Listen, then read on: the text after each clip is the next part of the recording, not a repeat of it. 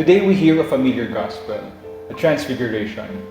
And usually when we hear reflections about the transfiguration, we hear a common theme that is about change.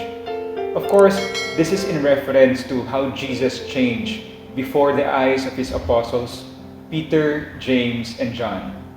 But for our reflection today, instead of focusing on what the apostles saw, let me focus on what the apostles heard. The gospel says that from the cloud came a voice that says, "Behold my beloved Son, listen to him." In our world today, listening is a very important skill, if I may say. Why so?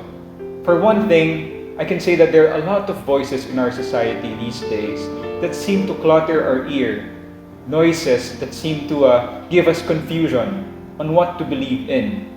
And for another, there are those cries that are so weak and sometimes muted by the society that they demand a more careful listening. The cry of the poor, the cry of the suffering, and those who are marginalized and victims of social injustice. But above all, I think that the invitation for us is to listen to Jesus. Yes, to listen to Jesus in our prayers, but to also listen to Him amid the ramblings of the world, amid the noise of the world, because we know in Jesus we will hear the quiet sound of truth. And if we do believe in finding God in all things, then we should also pay attention and listen to the voices of our brothers and sisters, because they too bear the sound and the voice of God. Thank you for listening, and that's One Bite.